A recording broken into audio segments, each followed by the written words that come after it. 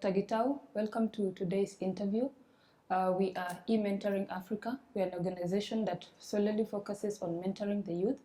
We are about steering the youth straight. So today we would want to talk to you about your career. So perhaps you could start with telling us your name and then what profession you are in, how long you've been doing it. So karibu sana. Thank you. My full name is Michael Gitau, born, bred in Kenya, Okay. although I now reside in South Africa for the last 27 years. Okay. My career, I'm in electrical engineering. Right. And I would say I didn't end up in electrical engineering because that was the first choice that I had. Okay. I was fortunate enough to grow up in a family where there have many people, in academics and in professional. So I had one of my uncles as an inspiration. Yes. He was a mechanical, he still is a mechanical engineer. Yes. So when I was growing up, I was probably leaning more towards being a mechanical engineer.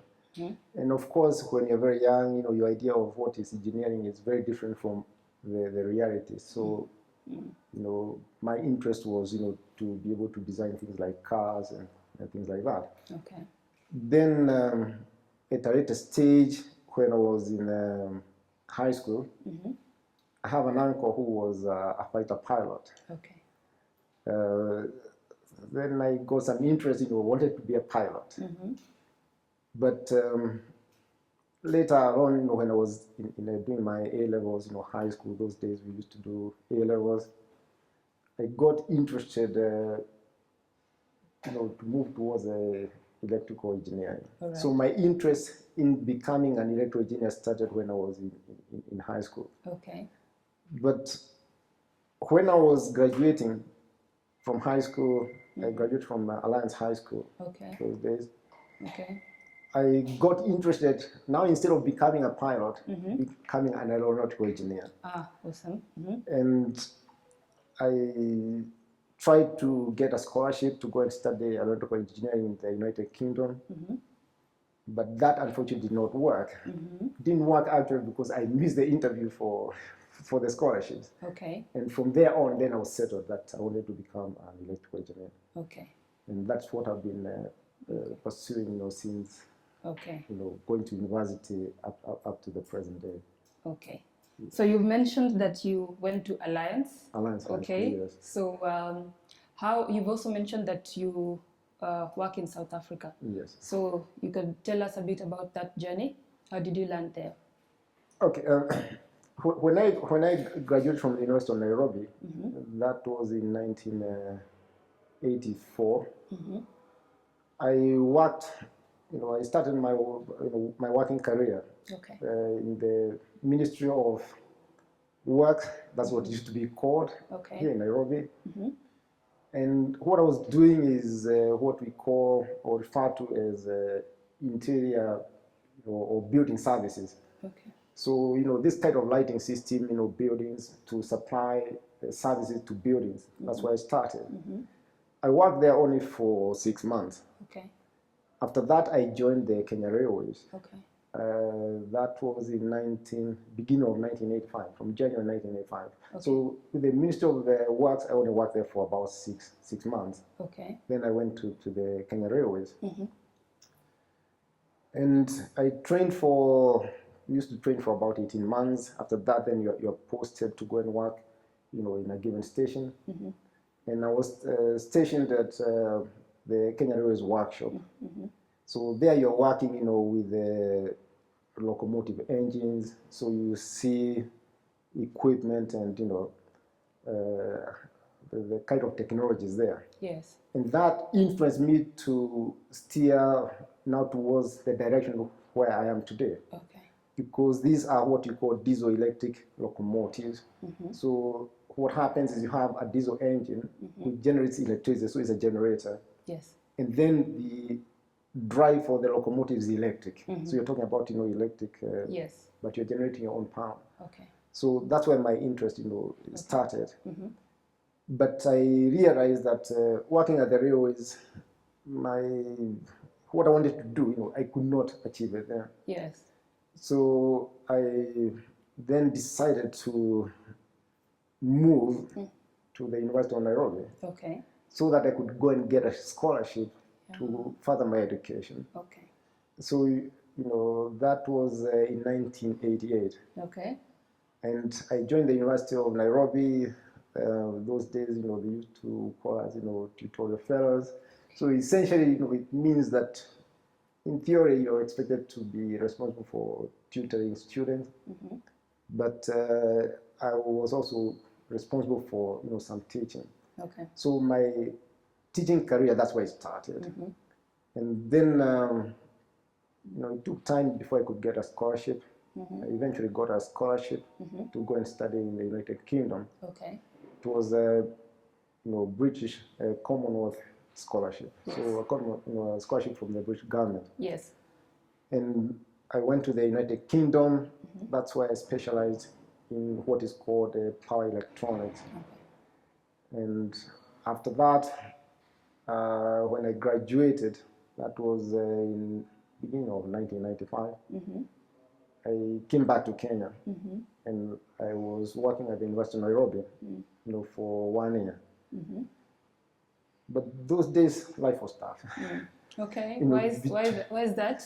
The economy had changed quite a lot, in the interim when I was studying. Okay. Because I remember when I left Kenya in 1990, the exchange rate to the pound was below 30 shillings. Okay. By the time I came back, it was over 100. Wow, okay. So for me, it was a big shock. And, to make ends meet was very, very difficult. Yes. So the year 1995 was very tough for me. And, you asked me for something about, my regret. Yes. One of the regrets I had at that point in time is that I had been offered a job in the United Kingdom, which I declined because I believed in coming back to help my country. Okay, okay. Only to come back here and find that I cannot even, survive. Okay. But in hindsight, I don't think, I should see that as a regret because although I did not stay in Kenya for long, I'm still able to help people in Africa. Okay. So in 1996, I left Kenya. Yes. And went to South Africa. Ah, okay. What is interesting is when I left Kenya, I did not have a permanent job to go to. But I had an offer that could allow me to survive and look for a job. Well, in South Africa? In South Africa, yes. All right. So I spent 2 years in South Africa, living from hand to mouth. But you survived? I survived. I knew I could survive, but you have basically just enough, to make ends meet. And, after 2 years, then I was able to secure a job at the University of Pretoria. Okay. So the first 2 years I spent them at a university called University of Stellenbosch, where I was working as what they call postdoctoral fellow, researcher. So that's where I spent my first 2 years in South Africa. And during that time, then I was able to look for a job, and I ended up at the University of Pretoria. Okay. So that's how I ended up, at the University of Pretoria, yes. Okay. So looking back, what are some, maybe you could mention 3 of your career highlights that could be some of your successes that we could, you could talk about?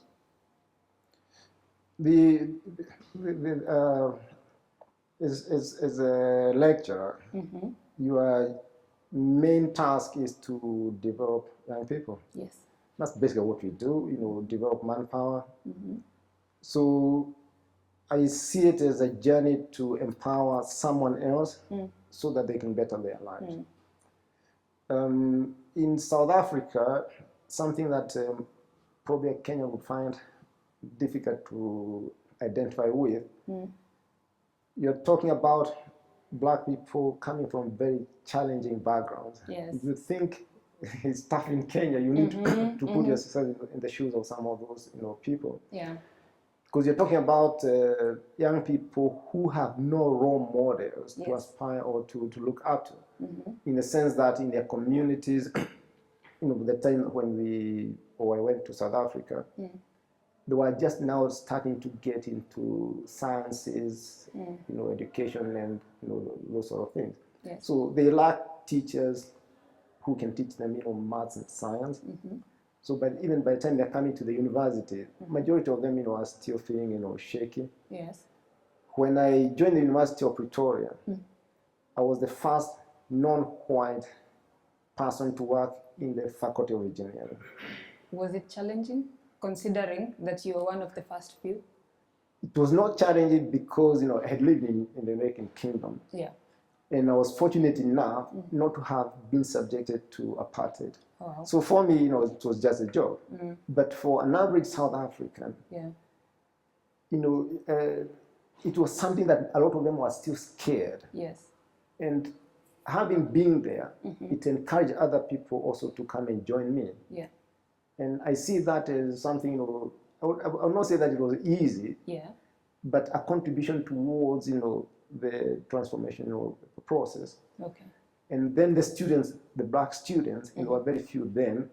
How were they receptive to you, the black South Africans?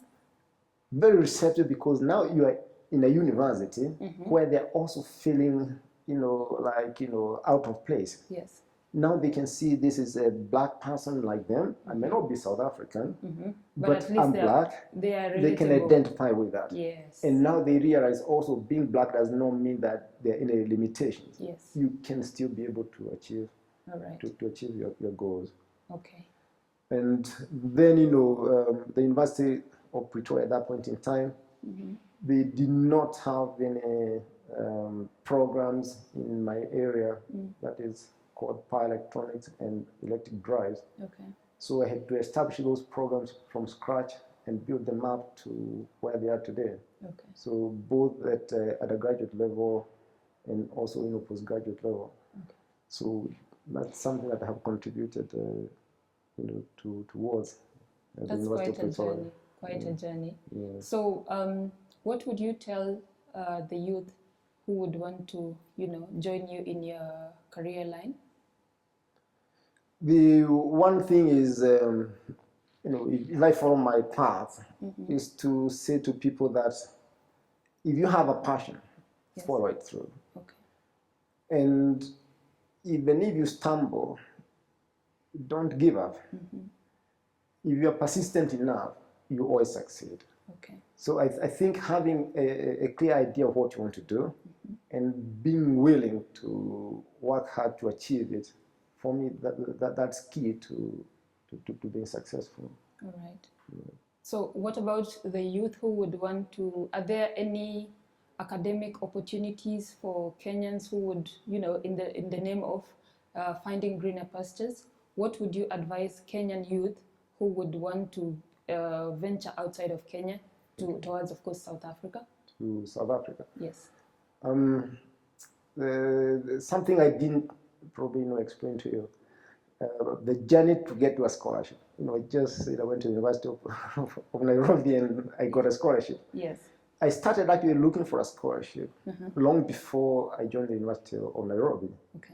I would say actually, immediately after graduating, I first of all identified, knowing where to look for information is critical. Yes. I identified that, in those days that, the embassies had, educational attaches or section. Yes. And some of those embassies, they had scholarships that were available. Yes. So I used to visit each and every embassy that was willing to let me in. Okay. Talk to them. Yes. And find out whether there are any opportunities. And immediately after I graduated, I went to the American embassy. Yes. And I remember the lady who was responsible for that program, when I spoke to her, she said to me, if you come back with a transcript, because we have not given an opportunity to an engineer, yes, I'm going to make sure that you get a scholarship. Wow. And I was supposed to go to the University of California. Yes. So I was very excited. I went back to the university and I pleaded with the people who, issue this transcript. Yes. To show that you have completed, your program, to issue me with one. Yes. And they were not willing, and I lost that opportunity. Yeah. So between 1984 and 1990, you're talking about 6 years. I had been to almost every embassy you can think of: Canadian embassy, German embassy, the Australian embassy, New Zealand. Yeah. All of those, talking to the people there, seeing whether I can get a scholarship. Okay. Every time I would apply, even the government scholarships. So I didn't give up, to do that. So the first thing is you need to understand or to have a clear idea how to look for information. Because once you have that, then you have some opportunities that might, arise. Yeah. Don't wait until those opportunities are made available in the newspapers or that kind of thing. By that time, normally it's too late. Yes. But if you have that idea, you broaden the number of opportunities. Yes. I also used to write to universities in the United States, in Canada. Yes. Some of them offer scholarships. Okay. And if you have good grades, they are actually very keen to recruit you. All right. Because they are looking for the best brains anywhere in the world. Yes. They do not say we are going to restrict them, to our people. Yeah. So that's one. For South Africa. Yes. And for undergraduates, it's not the easiest because the limitation of the number of quotas. Yeah. But recently, I've seen them accepting applicants from Kenya. Yes. In the past, the argument was that Kenya has universities that offer, these courses. So if they admit Kenyans to South Africa, then they're taking away an opportunity that should have been offered someone else. Yes. But slowly they are opening up, and because they realize getting people from outside enriches, the environment, and people get to interact. They see a different perspective. Yeah. So it also, helps South Africa. For postgraduate programs, yes. Again, is a question of being willing to approach universities. You write to them and you ask them, okay, I would like to work in this area or in that area. Do you have any opportunities? Yes. So what happens in South Africa is you find that the researchers, they might have funding. Yes. To sponsor students, and if you're actually very good. That's all they want, because you come and do your studies there. Yeah. You're going to develop research. You're going to publish, and the accolades will go to South Africa. So if you are very good, getting funding is not as, it's not an impossibility. Yes. There are also other opportunities. This one that have helped a number of people to come to South Africa. Yeah. One, and I think it's coming to an end, unfortunately, called MasterCard Foundation. Yeah. And they have sponsored, a number of students to come to South Africa. Okay. We also have Commonwealth scholarships, which are tenable to, at specific universities within South Africa. So when people know about, this sort of opportunities, then you approach them. You have good grades, because it's normally done on merit. You apply, and if you qualify, they normally make them available. Yes. Right. Yes. Quite insightful words from you, Dr. Gitau. We thank you so much for your time, and we look forward to you mentoring more youths, and we hope that they take advantage of the advice that you've given them and the opportunities that are available to them. Thank you so much, sir. Okay, thank you. Okay.